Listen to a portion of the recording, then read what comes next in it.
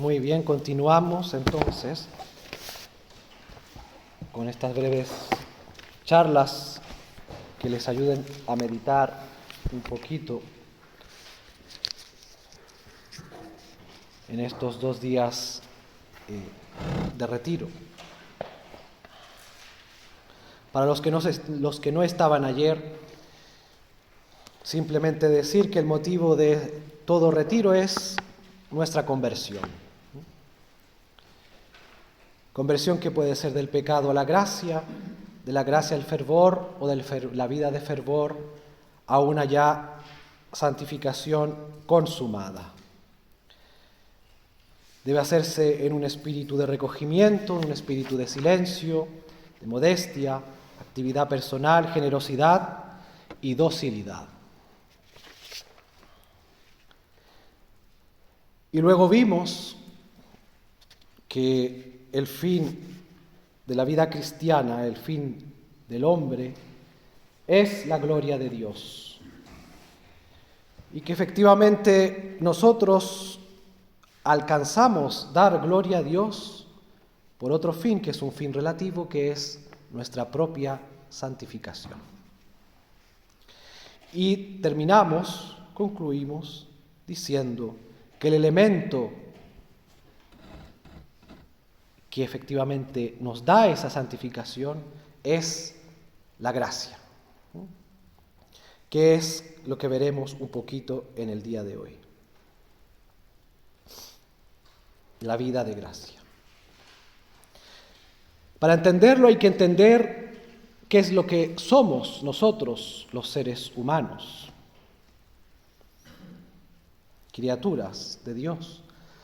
Estamos formados por materia y por forma, por un cuerpo y por un alma.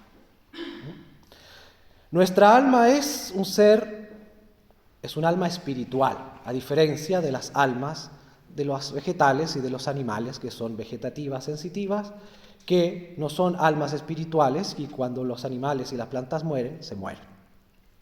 En cambio, nosotros tenemos un alma espiritual. En su ser y en su obrar es independiente de la materia, pero que se sirve de los órganos del cuerpo humano para realizar ciertas, no todas, pero ciertas funciones. Con todo, la persona humana es un compuesto de cuerpo y alma, siempre. Por eso esa es la razón última de la resurrección de los muertos, luego del juicio final. Nuestra alma no se encontrará, o nuestro ser humano, no se encontrará completo, sino cuando esa alma vuelva a encontrar su cuerpo. Y ahí gozaremos de la felicidad eterna, puesto que seremos felices en cuanto seres humanos, en cuanto hombres. Pues bien, en esa alma se encuentra asentada nuestra vida sobrenatural, porque la gracia radica en la esencia misma del alma. En nuestra alma se encuentra la gracia cuando la tenemos. Dijimos ayer también qué era la gracia. Hay que dar alguna definición en estos tiempos en que nada se define y que todo es y no es. Porque teniendo claros los conceptos podemos avanzar. Si no, todo es subjetivo y cada uno según lo que entienda y lo que piensa. En cambio, dar una definición que como lo ha entendido la Iglesia a través de su magisterio y la tradición es lo que tenemos que entender.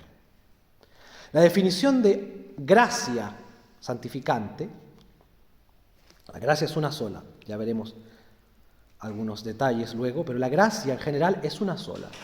Y la gracia es la participación de la naturaleza divina en nuestra naturaleza humana, que nos hace hijos de Dios y herederos de la gloria. En la creación hay ciertos, no recuerdo el nombre que usa Santo Tomás, pero una cierta escala, un orden. Primero está aquellos que solo aquellos que solo existen, como los minerales. Existen, no tienen vida. Luego viene la vida vegetativa, luego la vida sensitiva, que diferencia a los vegetales porque sienten. Luego venimos nosotros, los seres humanos, luego los ángeles y finalmente Dios. Santo Tomás dice que los seres humanos somos una especie de compendio de toda la creación, pues existimos como los minerales, vivimos como las plantas, sentimos como los animales,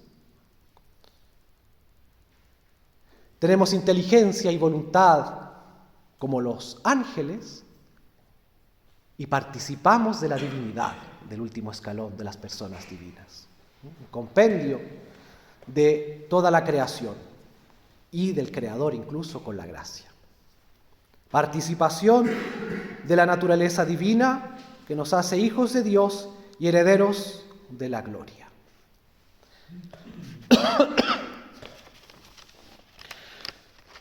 Esto lo encontramos claramente en el apóstol San Pablo, en su carta a los Romanos.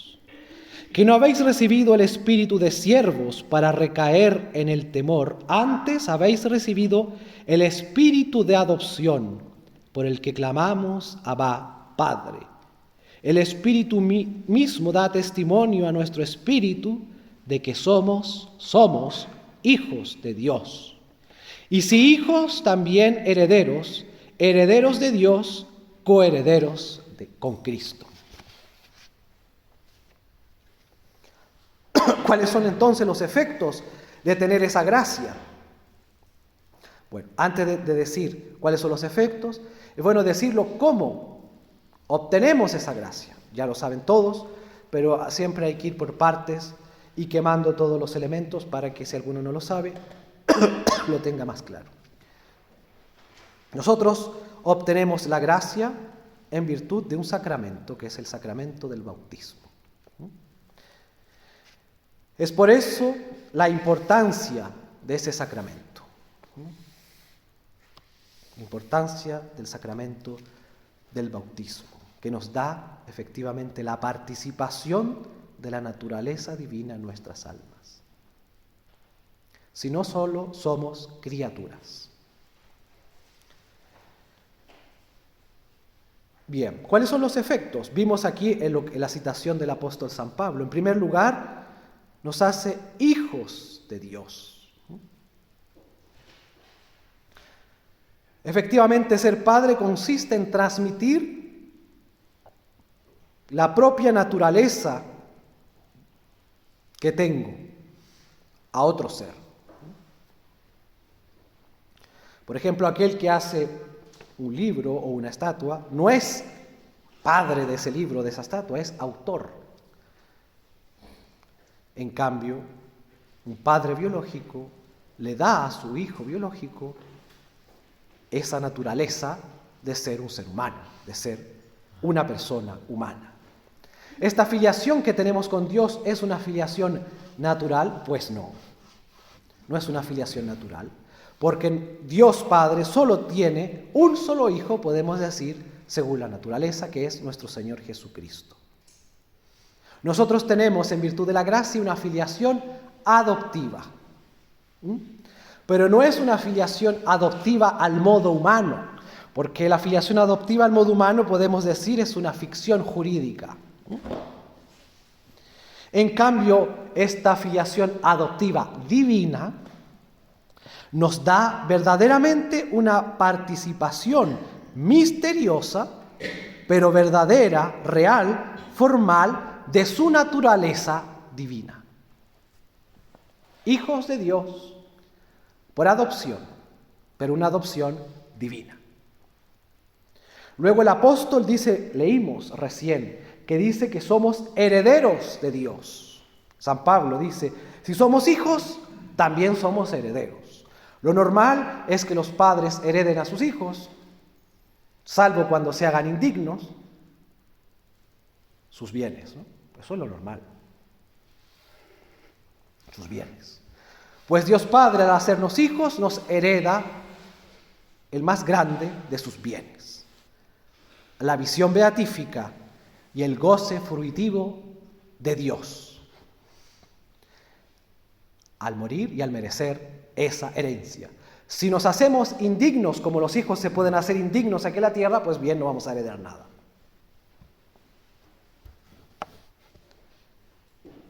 Y aparte de esa visión beatífica y del goce fruitivo de Dios en el cielo, tendremos todas las riquezas de la divinidad, la gloria, su honor, su realeza. Compartiremos todo eso en el cielo.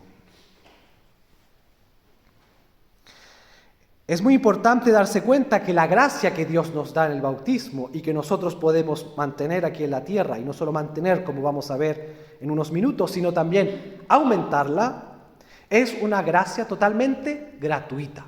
Dios nos la da sin pedirnos nada.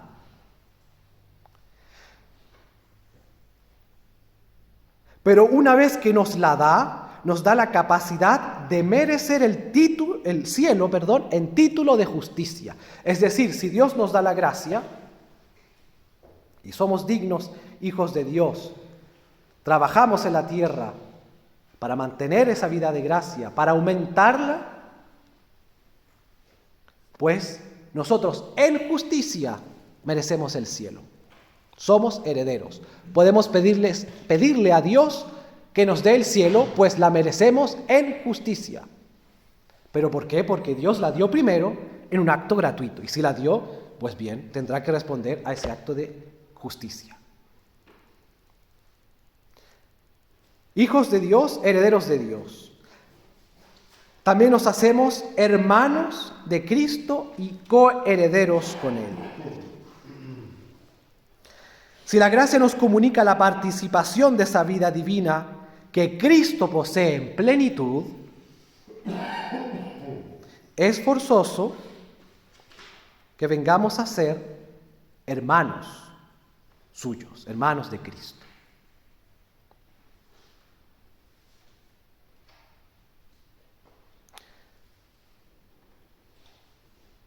Ser conformes con la imagen de su Hijo, para que éste sea el primogénito entre muchos hermanos.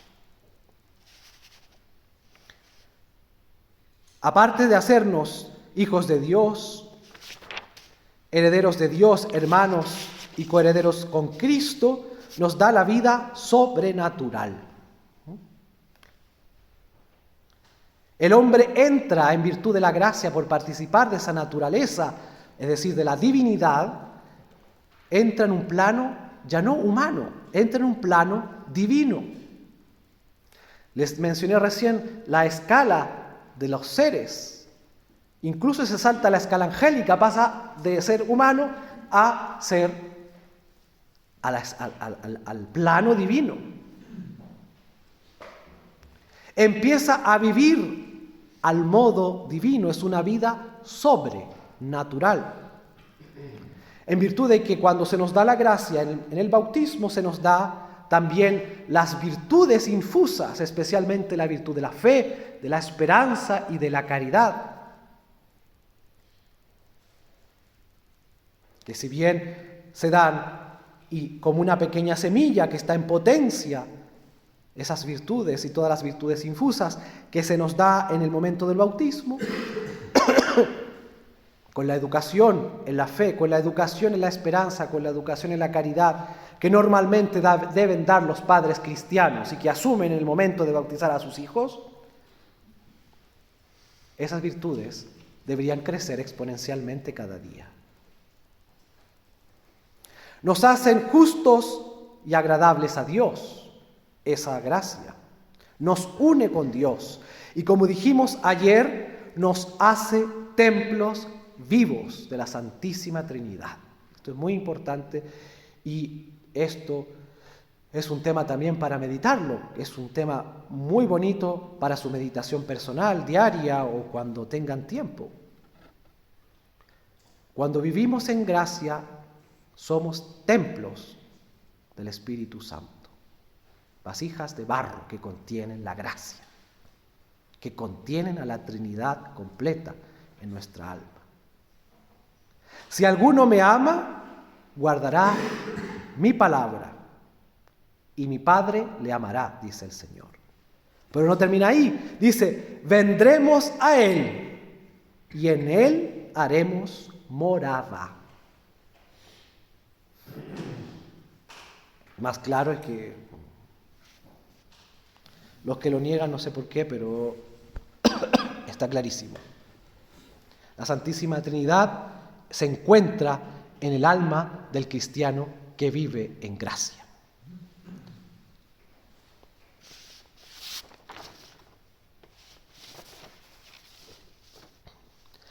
Ahora bien, esta gracia que recibimos en el día del bautismo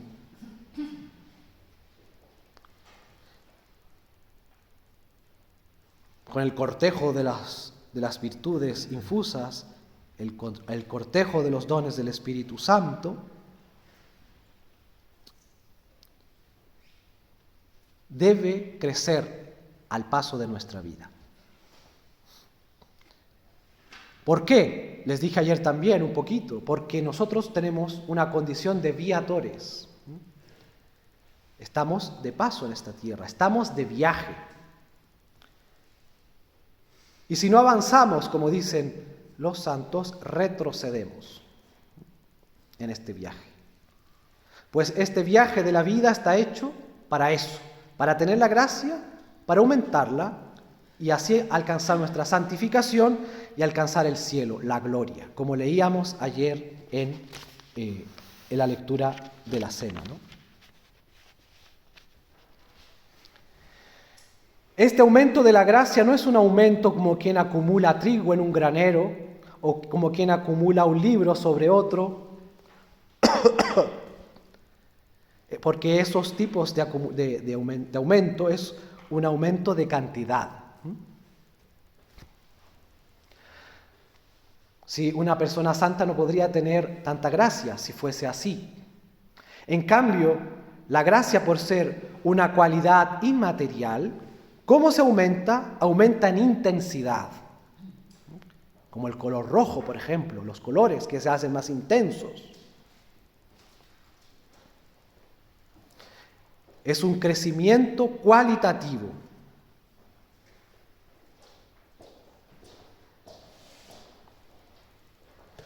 Y debe esa gracia, ya les indicaré de qué manera, ir creciendo en nuestra vida, haciéndose cada vez más intensa en nuestra alma, donde reside esa gracia. Debe, no sé cómo se dice, enradicarse o enracinarse, no sé cuál es la palabra correcta, en el alma, cada vez más.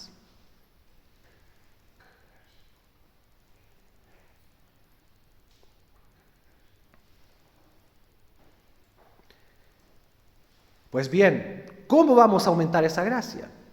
Si es lo que tenemos que hacer en nuestra vida, para alcanzar nuestro fin último, que es dar gloria a Dios, y nuestro fin relativo, que es nuestra propia santificación. ¿Cómo lo hacemos? Porque si damos solo los fines y no damos los medios, al final no vamos a hacer nada porque no sabemos cómo hacerlo. Si damos el fin, la gloria de Dios, nuestra propia santificación, a través del aumento de la gracia, hay que dar los medios. La forma de llegar a eso. Pues bien, son simplemente 3 modos. La vida sacramental, la vida de oración y los méritos.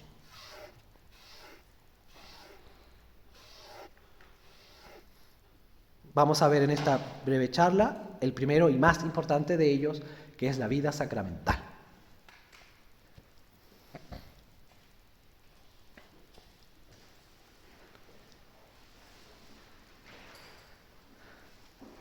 Sabemos que nuestro Señor Jesucristo vino a la tierra, se encarnó para cumplir una misión específica, que es la misión, la obra de la redención.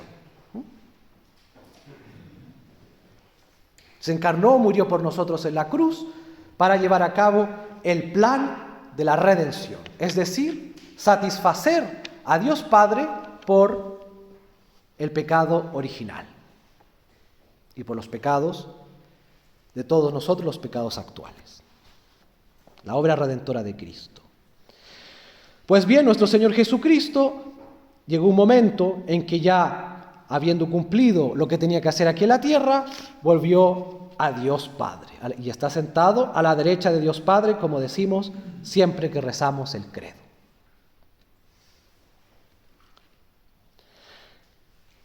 Cómo esa gracia, ese perdón y esa gracia que Dios, que nuestro Señor Jesucristo nos obtuvo en la cruz, cómo la iba a hacer aplicable en el tiempo y a todas las personas de todos los espacios, de todos los países. Pues bien, se inventó la Iglesia, así de simple.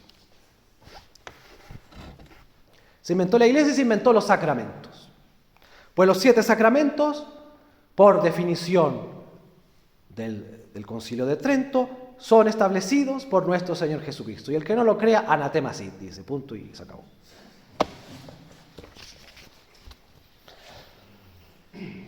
Porque hay protestantes que dicen que no, que solo existen 2 o 3 y que lo demás lo inventaron los apóstoles y yo qué sé.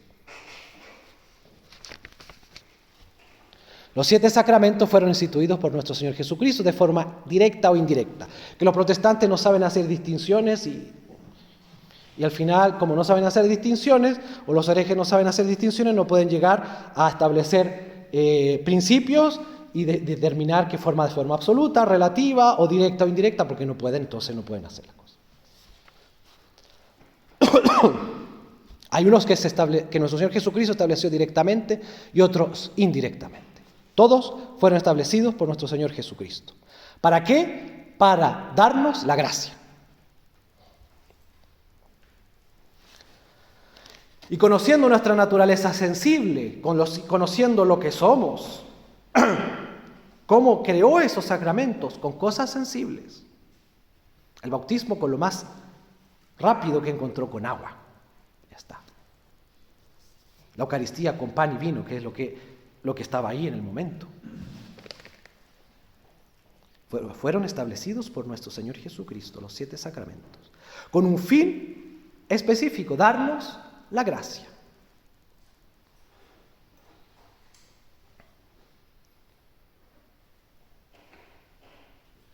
Hay otro fin muy especial que les menciono solamente, pero que también es para otra charla, que es que algunos sacramentos no nos dan solo la gracia, sino que nos dan también a lo que se llama el carácter, ¿no?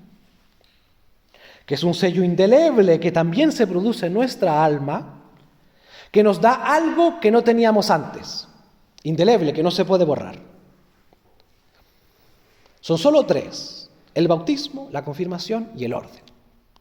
Esos 3 sacramentos imponen un sello en nuestra alma, que no se puede borrar por nada. El bautismo nos hace hijos de Dios, nos da la gracia, nos hace hijos de Dios, como dije anteriormente, coherederos con Cristo, etcétera, etcétera. Pasamos de ser criaturas a hijos de Dios. Los que no tienen ese sello no son hijos de Dios, son criaturas. Luego está la confirmación.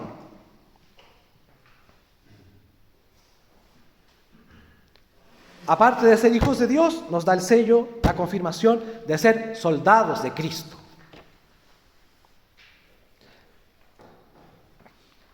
La confirmación da a ser hijos de Dios una connotación más pública.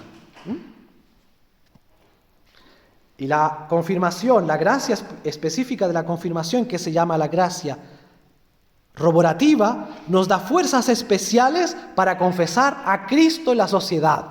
Nos hace soldados de Cristo, defender la fe. Otro sacramento que da carácter. Y finalmente el sacerdocio, que da el carácter de ser ministros de Cristo. No ya solo hijos de Dios, no ya solo ser soldados, sino ser ministros de Cristo.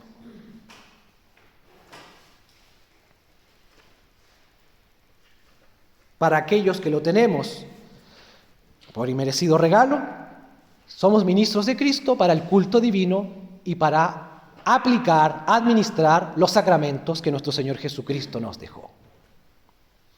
Pues bien, eso como paréntesis, el carácter. Pero volvamos a la gracia. Los 7 sacramentos dan la gracia. Específicamente el bautismo, como dije, da esa primera gracia, que se llama gracia santificante, gracia habitual.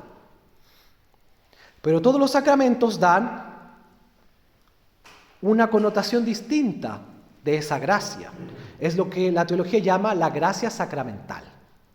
Es como la luz, ¿no?, que pasa por un cristal y se ve esa luz de 7 colores diferentes. Solo por mencionar algunas, la gracia del bautismo es la gracia que se llama regenerativa, como lo pueden adivinar, pues renueva totalmente el ser humano. Regenerativa, nos hace nacer de nuevo. La gracia de la confirmación roborativa da mayor y especiales auxilios, o los auxilios necesarios para confesar la fe en la sociedad públicamente.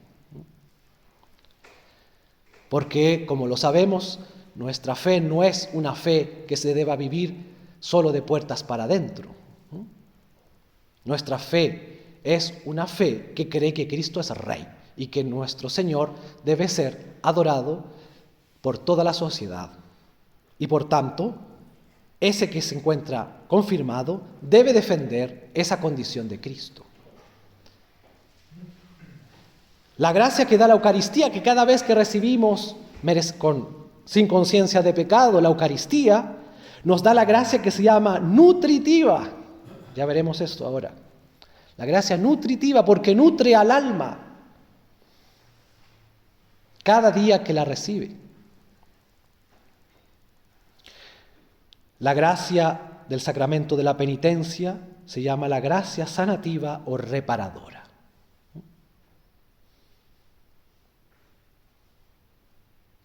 Puesto que si hemos dicho que la gracia es el tesoro de los tesoros, nos hace participar de la divinidad, no hay mayor cosa en la tierra que eso.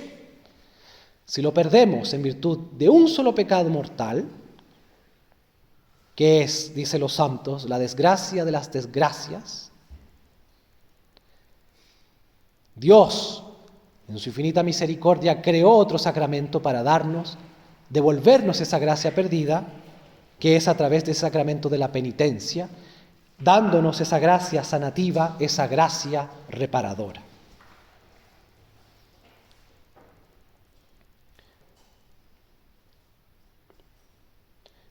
En cuanto a los sacramentos, es muy importante saber que ellos operan ex opere operato, dicen los teólogos, es decir, su efecto se produce con independencia de la oración, de los méritos del ministro y de los sujetos.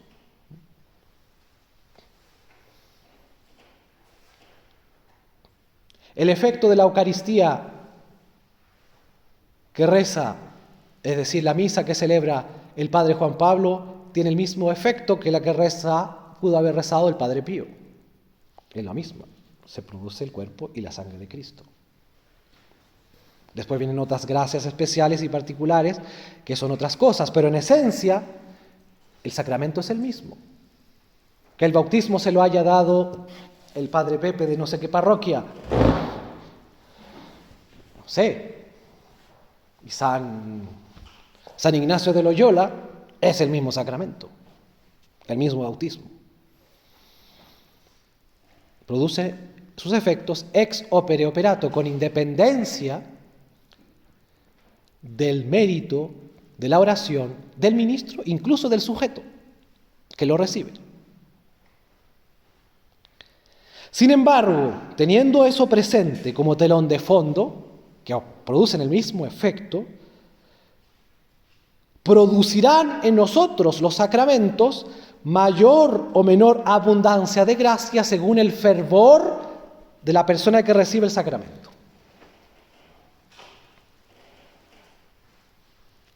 Por eso, y ahí la importancia de la debida preparación, la debida contrición en la recepción del sacramento de la penitencia. Y ahí la importancia, evidentemente, de no encontrarse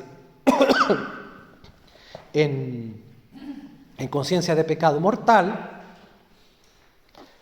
pero luego ya con la debida preparación, pensando bien lo que se va a recibir, y luego con la debida acción de gracias en el sacramento de la comunión.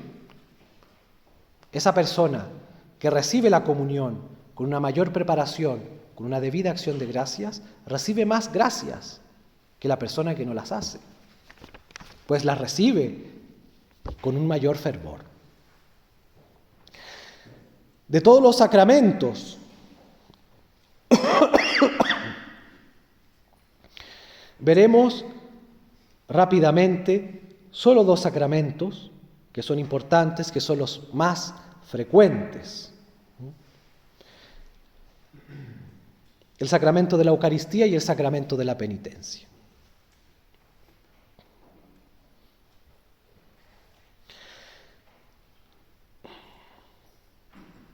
La Eucaristía, cuando uno estudia la Eucaristía, siempre se divide en 2 grandes partes. La Eucaristía en cuanto sacrificio, es decir, la Santa Misa, y en cuanto sacramento, es decir, la comunión.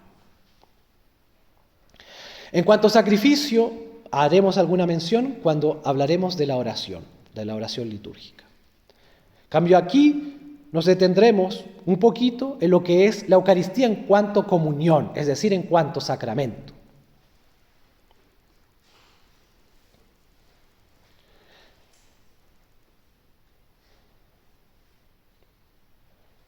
El Señor no pudo entregarse de una forma más generosa como lo fue en la cruz, pues sabemos que solo un acto de Jesucristo aquí en la tierra, por ser Dios, porque nuestro Señor Jesucristo tenía naturaleza humana y tenía naturaleza divina, pero es una persona divina, es Dios, solo un acto de Dios podía satisfacer la deuda que tenía el hombre con Dios Padre.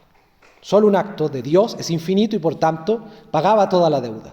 Pero nuestro Señor Jesucristo asumió la muerte más afrentosa, más dolorosa, más vergonzosa, la muerte de cruz. La forma más generosa de redimirnos. Y el Señor también no pudo entregarse de una forma más amorosa para continuar con nosotros que la Eucaristía.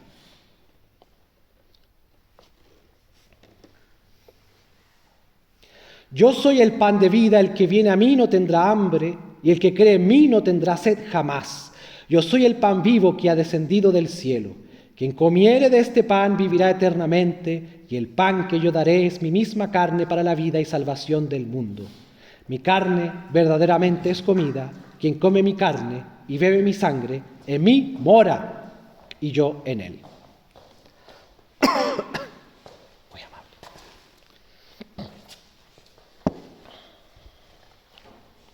Es decir, nuestro Señor Jesucristo se entregó a Dios Padre en la cruz y se nos entregó a nosotros en la Eucaristía.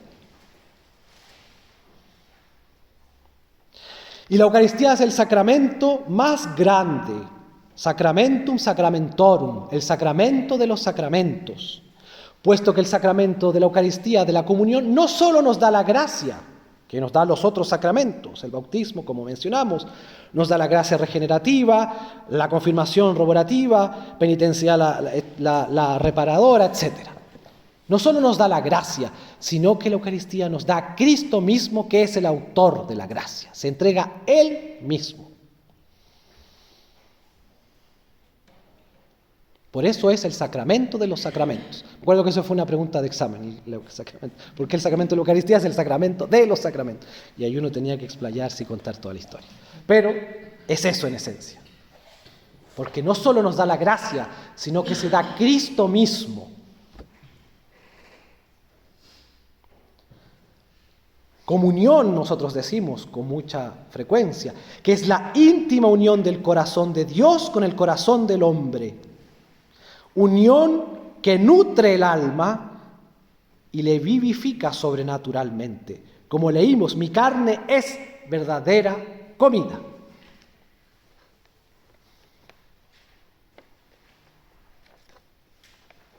Por eso es que la gracia que nos da la Eucaristía es una gracia nutritiva.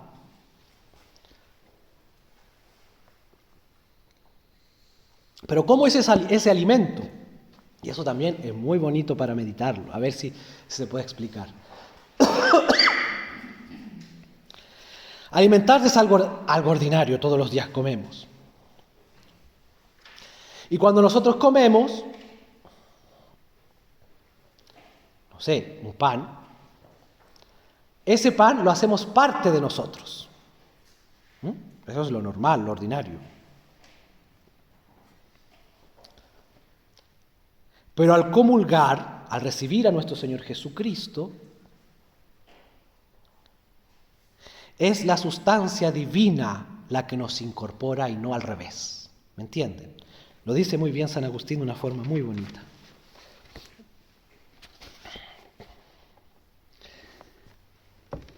Dice San Agustín en sus confesiones.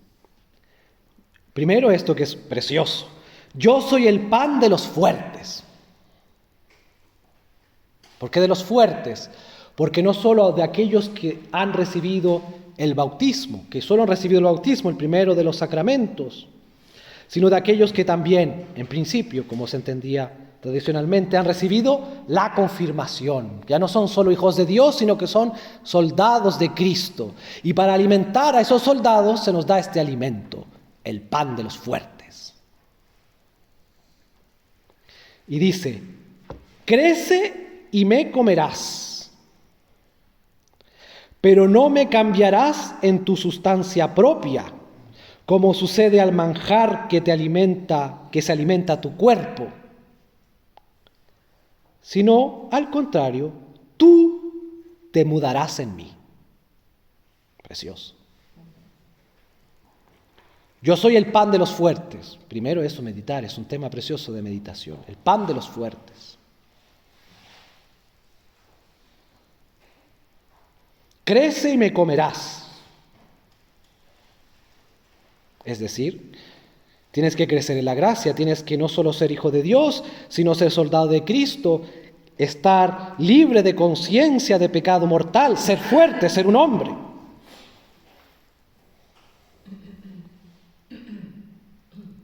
Serás fuerte, crece y me comerás. Si no, no me comerás. Que si dice lo afirmativo, también dice lo negativo. Pero esto es lo que les quiero decir, que esta es una forma de alimento a lo divino. Pero no me cambiarás en tu sustancia propia, como sucede al manjar de que se alimenta tu cuerpo. Es decir, la Eucaristía no se hace parte de mí, sino al contrario, tú te mudarás en mí. Nosotros nos mudaremos en la sustancia divina por la gracia.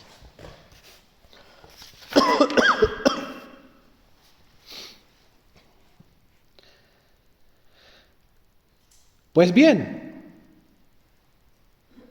tenemos que saber ahora cuáles son las condiciones para poder hacer una buena comunión. Es decir, para ser fuerte, para poder recibir ese alimento, esa gracia nutritiva. Y para que no solo recibamos el cuerpo de Cristo sin más, sino que esa gracia nutritiva sea la mayor posible. Ya que la comunión que recibimos debería, después vienen todas las miserias humanas y lo miserable que somos, pero debería cada comunión ser más ferviente que la anterior. Y así creceríamos en gracia exponencialmente, pero somos tan miserables que no aprovechamos. Condiciones para hacer una buena comunión. Es una exhortación del Papa San Pío X en el año 1905. Intención recta y piadosa. Intención recta y piadosa, primera condición. Aquel que se acerca, que no lo haga movido por vanidad, ni por una razón humana, sino que pretende responder a la voluntad de Dios. Punto.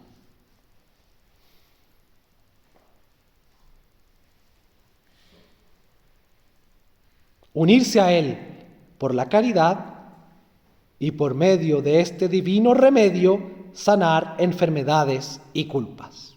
San Pío X. Claro como el agua. No se da 500 vueltas para no decir nada.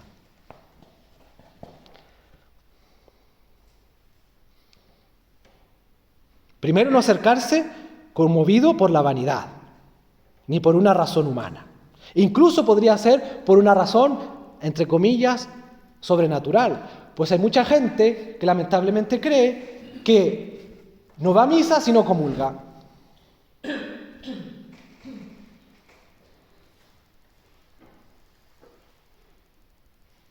Volvemos al principio, la diferencia entre Eucaristía en cuanto sacrificio y en cuanto sacramento, comunión. La persona que va a misa el domingo por cumplir el precepto dominical y no comulga, lo cumplió.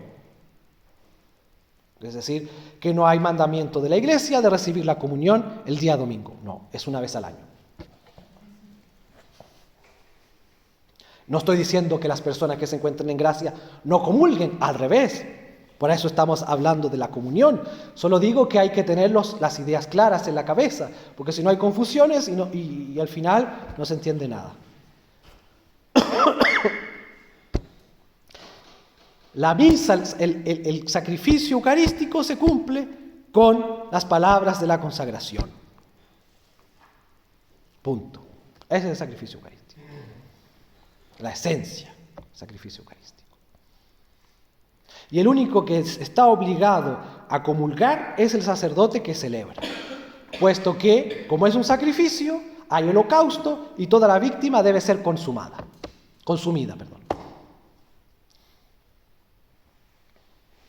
El sacerdote que celebra tiene que consumir la víctima. Las personas que asistimos, puesto que yo también a veces asisto a misa, no estamos obligados a comulgar. Y no tenemos que ir a comulgar, incluso teniendo conciencia de pecado. No tengo que ir a comulgar porque si no comulgo no estoy cumpliendo con el precepto o no estoy verdaderamente asistiendo a misa. No, está asistiendo a misa perfectamente. Luego vienen por razones humanas, es decir, me van a ver que no voy a comulgar, que van a pensar los que me están mirando, entonces yo voy a comulgar igual. ¿Van a misa para que la gente lo vea o van a ver a Dios?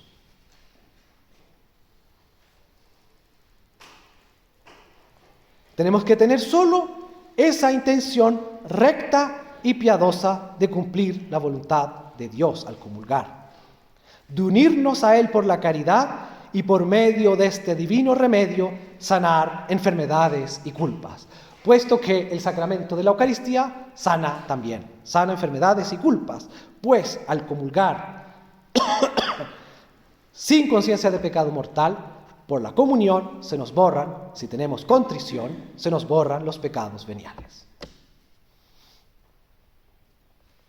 También es un remedio para sanar enfermedades y culpas, puesto que los pecados veniales se tratan mucho como enfermedades, que no matan el alma, pero que la enferman.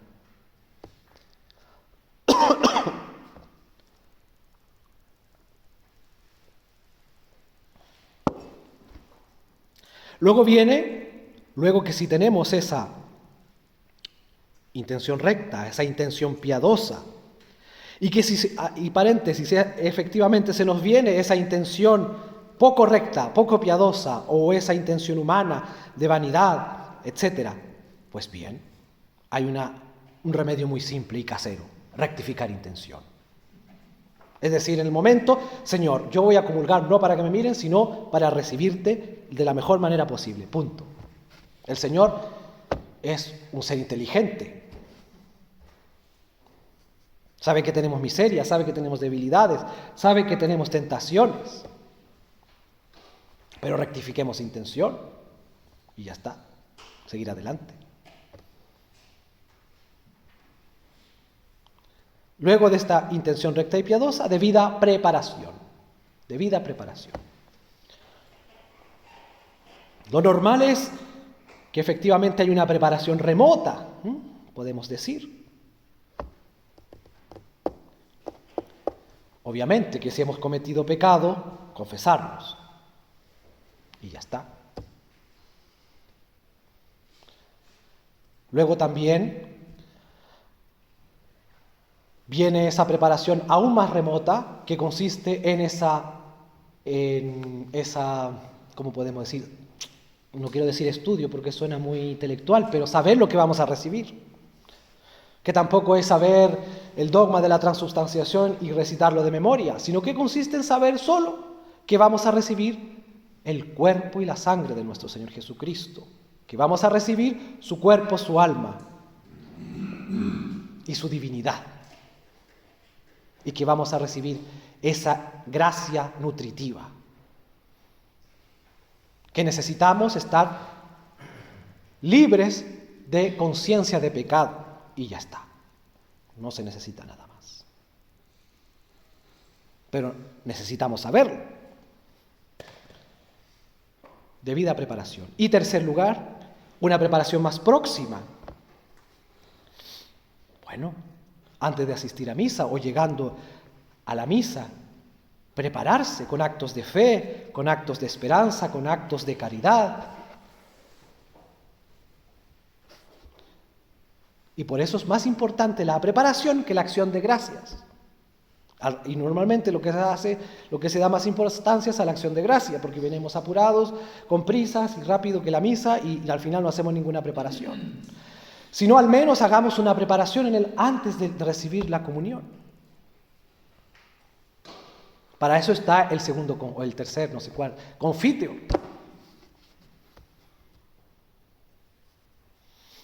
Preparémonos a recibir a ese manjar que no va a asumir nuestro ser, sino que al revés, al recibirlo con las debidas disposiciones,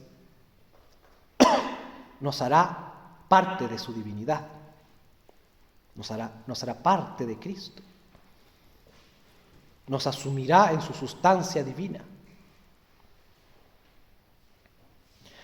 Y otra cosa, entre paréntesis, también debida preparación, que se confunde mucho también cuando se dice venir a comulgar sin conciencia de pecado mortal.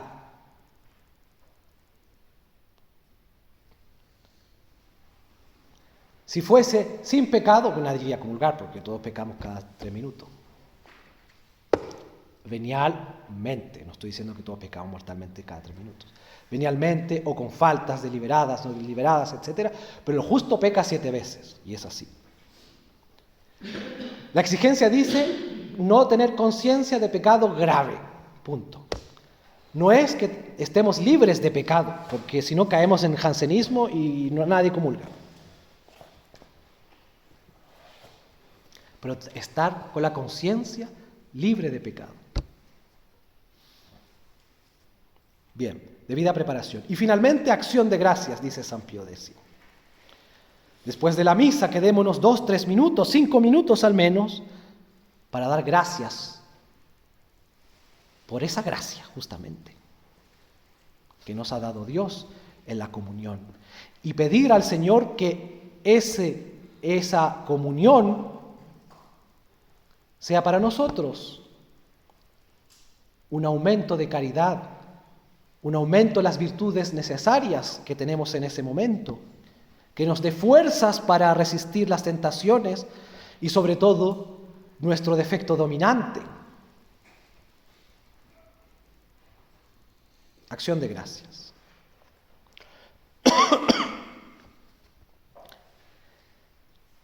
Y debe ser no solo con las debidas disposiciones, sino que si queremos que efectivamente esa comunión sea cada vez mayor, tiene que ser una comunión fervorosa, una comunión ferviente.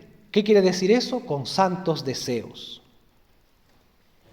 Ojalá sea una comunión con desapego a los pecados, con desapego a los pecados veniales, a las imperfecciones, con humildad, con respeto a la Eucaristía, con una fe viva, con un deseo ardiente de recibir al Señor, tener hambre, en definitiva, de ese alimento, de la Eucaristía. ¿Y cómo tendremos hambre de ese alimento? Al meditar que sin este alimento nuestra alma moriría.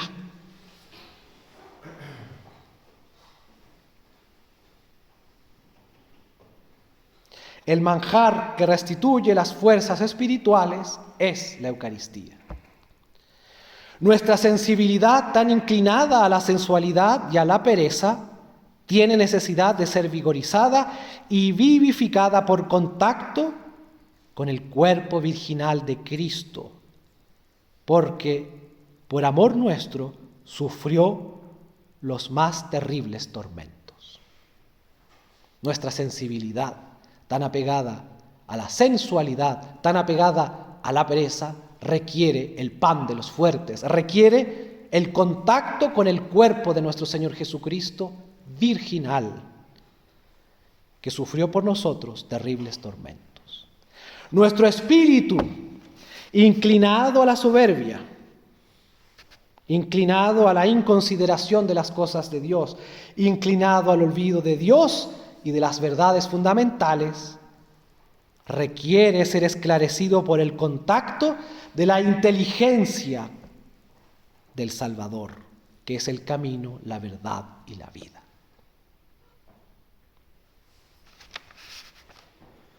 Si viviésemos firmemente persuadidos de que la Eucaristía es el alimento esencial y necesario para nuestra vida, para nuestros días, ni un solo momento dejaríamos de sentir esa hambre espiritual.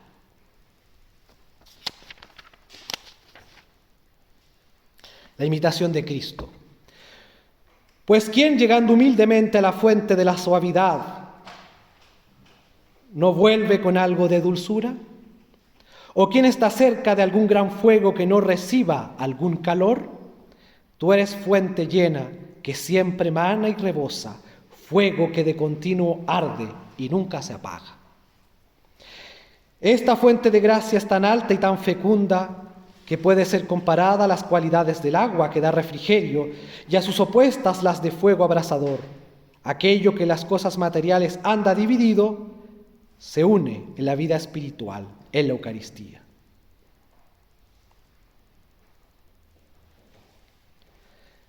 Pensemos al comulgar en San Juan, que reposó su cabeza en el costado de Cristo, en Santa Catalina de Siena, quien más de una vez tuvo la dicha de beber con detenimiento en la llaga de su corazón, siempre abierto para mostrarnos su amor. Esas gracias las concede Dios de tanto en tanto, para darnos a entender las cosas que pasarían en nuestra alma si supiésemos responder con generosidad al divino llamamiento.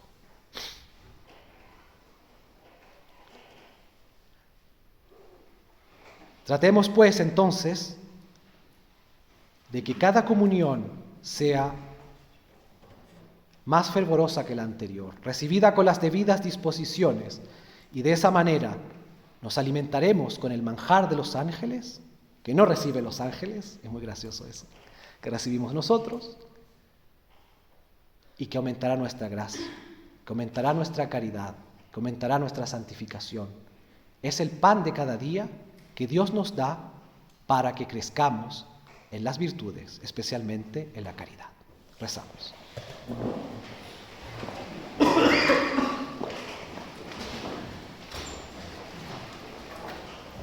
Dios te salve María, llena eres de gracia, el Señor es contigo. Bendita tú eres entre todas las mujeres y bendito es el fruto de tu vientre, Jesús. Santa María, Madre de Dios, ruega por nosotros pecadores, ahora y en la hora de nuestra muerte. Amén.